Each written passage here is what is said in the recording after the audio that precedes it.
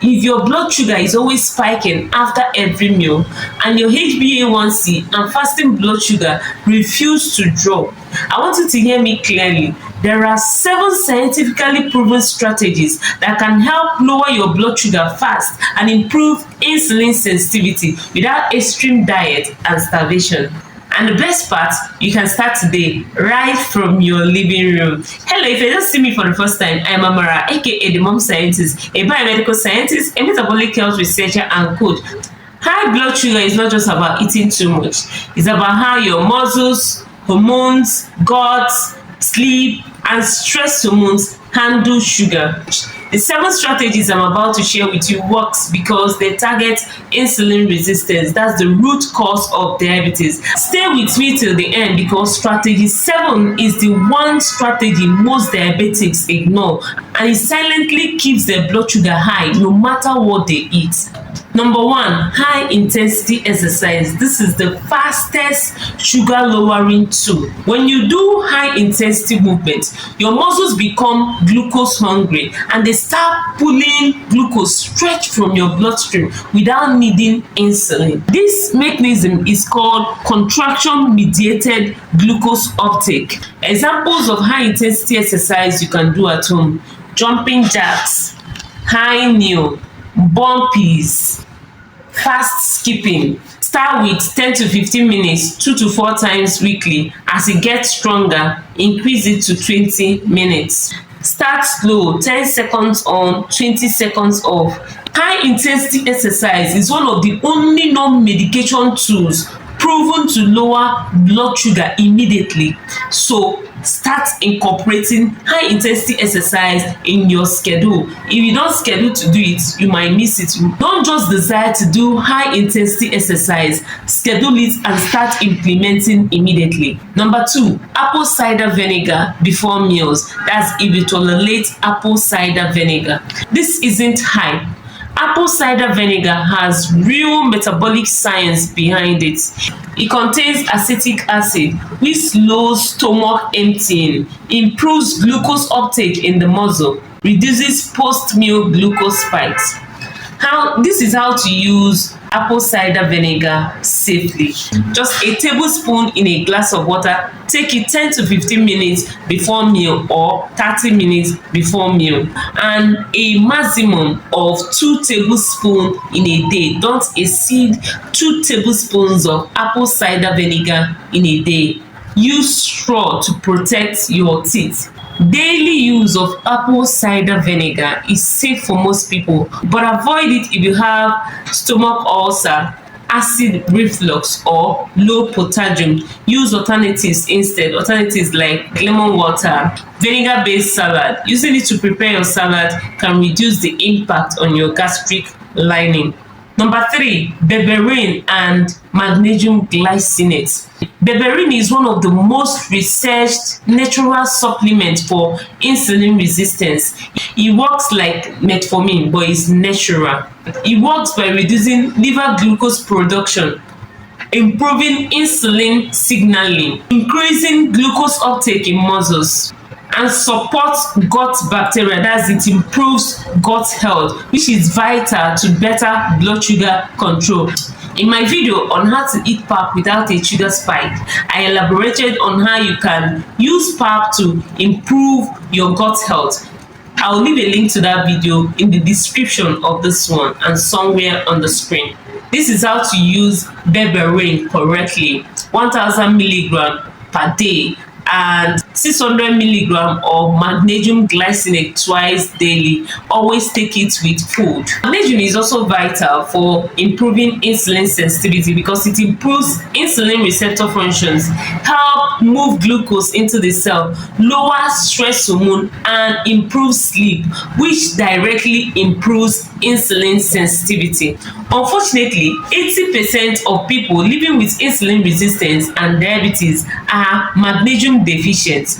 You must not necessarily take the supplement. You can boost up your dietary magnesium intake and take food that mimics the effect of berberine. 3 very important foods that can give you similar effects with berberine are bitter leaf, turmeric, and garlic. But remember, for turmeric, the active compound is better absorbed when you take it alongside black pepper or any pepperine containing compound like oziza seeds or oziza leaf, or with oil. But if you're using oil, use healthy oil. What I usually recommend to my clients is that they take like a quarter spoon of olive oil before taking turmeric tea. That can help increase absorption of the active ingredients in turmeric.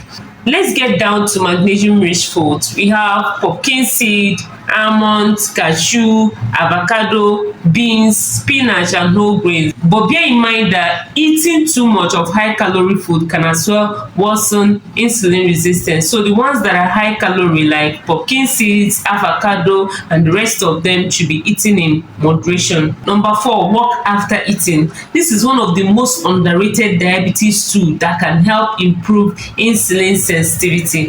When you walk after a meal, your muscles soak up glucose without the help of insulin, flattening the spike. So after eating, walk for at least 15 minutes to stabilize your blood sugar, or squat for 10 to 20 times every 45 minutes for 3 hours. According to research, squat is more effective than walking at lowering post-meal sugar spike. But it was done, the participants did this for 9 hours. But because 9 hours is not practical, it's not feasible to most people, ensure you do at least 3 rounds of squat after eating your meal. Number 5, fasting or fasting mimicking diets. This is not starvation. This is controlled and science-backed metabolic rest. Your mitochondria is the powerhouse of the cell. If you're always overworking your mitochondria by giving it food to turn into fuel 24/7, your mitochondria is eventually going to break down. And the breakdown of mitochondria is what many people are experiencing today as insulin resistance and diabetes. So from time to time, you need to give your mitochondria a break. You need to give your mitochondria time to reset and build newer mitochondria that will help it to function better. This is how to go about it. You can do time restricted eating. Start with 12-12 or 14-10.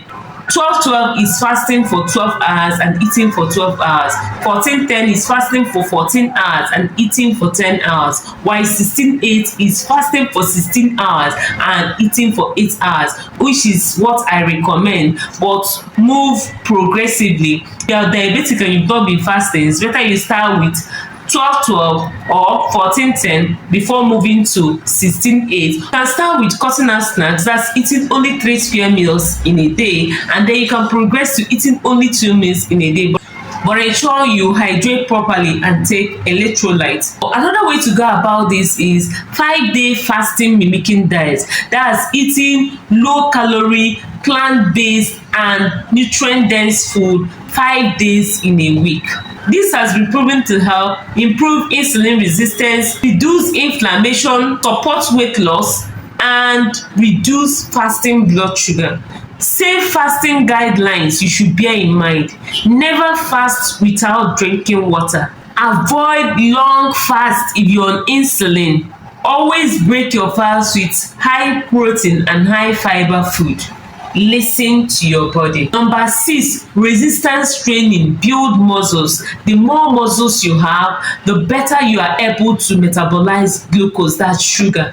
Because muscle is the largest glucose storage tank in your body. Some resistance exercise that can help you build muscles: squats, lunges, deadlifts, resistance band pulls, push-ups. You can do that on the wall or you can do it on the floor.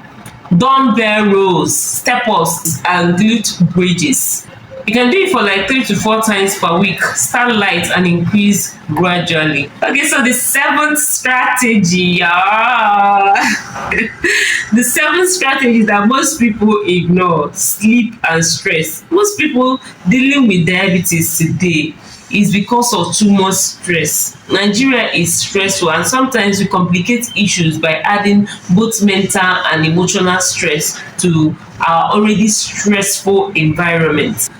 See, you can exercise, fast, and eat well, but if your sleep is broken and your stress is high, your insulin resistance will never improve. That's the truth. This is why Poor sleep raises blood sugar by increasing cortisol. Cortisol counters the action of insulin, so it's a natural glucose increasing hormone.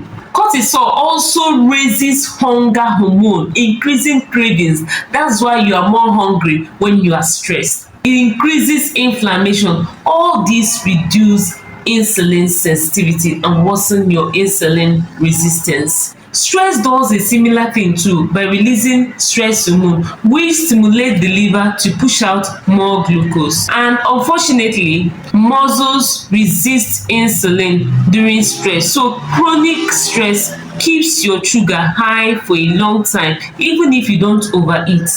So this is how to reduce stress and improve sleep. Deep breathing exercise, light outdoor walking, journaling, prayer or meditation, reducing overcommitment, and magnesium glycinate before bed. Magnesium glycinate help you relax and sleep better. Now, this is exactly how you can optimize your sleep. Take magnesium glycinate 1 hour before bed. No screen at least 1 hour or 2 hours before your sleep time. Keep the room dark and cool. Sleep at the same time daily. Avoid eating heavy meals at night. Limit caffeine after 2 p.m. Sleeping well at night can lower your fasting sugar. These 7 strategies work because they directly target your metabolism, hormones, and muscles. So start implementing these strategies today for better blood sugar control. Start with one and then add another. Your body will respond and thank you for it. And thank me by liking this video and sharing it with people in your circle. You could be helping someone living with diabetes reverse or manage their diabetes naturally. See you in the next one. Cashier.